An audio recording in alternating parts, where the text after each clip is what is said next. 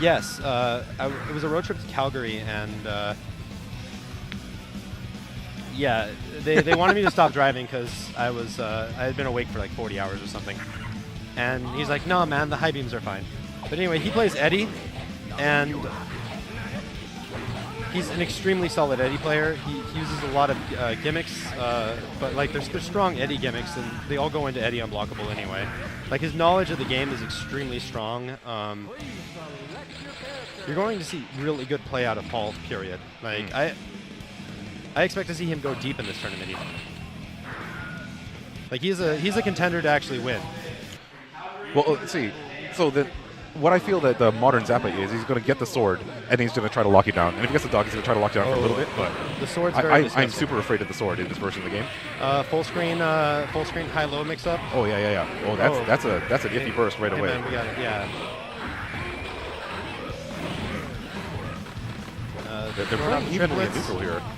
He's got the curse on. What sort of block? More pressure. That is a successful block of the Eddie chain, and he's got the sword is out. He successfully got his FD jump out in order to get away from the unblockable setup there. Because had he stayed on the ground there, that would have been an unblock into an Eddie combo. Right. And that's what we want to see from Eddie. It's obviously like he's going to enforce his game plan. If he gets it right, then he's going to go unblockable here, right? Hitting the shadow is super sad time. Still okay because the shadow bar has to recharge, and when you hit the shadow, it takes a long time for the bar to recharge. So now we have the sword pressure. It's going to be interesting. Oh, flight hook. It's pretty much Raul clock. Yeah. I don't think we're going to see Raul. Oh, it looks like he's going to convert. Nope. Got a chance. Pressure. A snappy jump, but now we are seeing Raul. Raul's out, but it does nothing. He gets the summon. That was actually really good from Paul. Well, I mean, that summon was pretty close to him. He was begging to get hit. Like it was not going to put him in hit stun. You know, he stuck something out. Yes, it was good spacing for where he had the pet summon. Sword's getting in there. Mark dashes forward. Okay, so when he's in the air with a sword, all those hits with the sword when he's in the air are overhits. And that just seems unfair.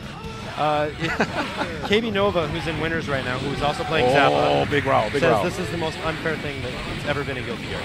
So, gold burst. Now, nice. That spacing. Oh, he just keeps uppercutting by himself. Yes, it's a 4-frame uppercut, but it has like I don't know how many frames of recovery, but it's a lot of recovery. It's still godly move. It's always been the godly move with Raul. Yes. When he's winning and Raul's winning and he's like uppercuts you and he's like forward heavies you and he uppercuts you again or something like that. Yes. It's like uppercut RC uppercut was the old reload one. Okay. You got the curse on. So when you're cursed, you know how it works. But well, you get basically it's like 3 projectiles.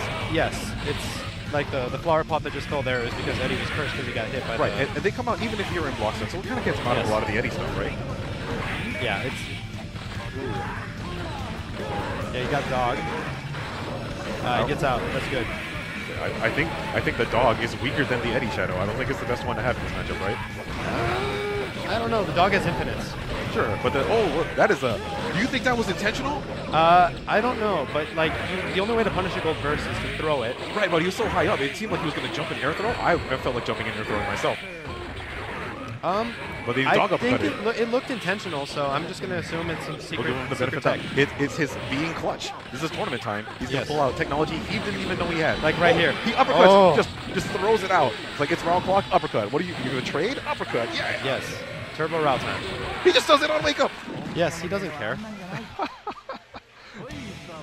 If that drill was perfect Oki, then it would not have gotten away with it. It doesn't have any invincibility on the uppercut, does it? Yes, it does. It does? Yes, it's a very, very invincible move. But how invincible is it?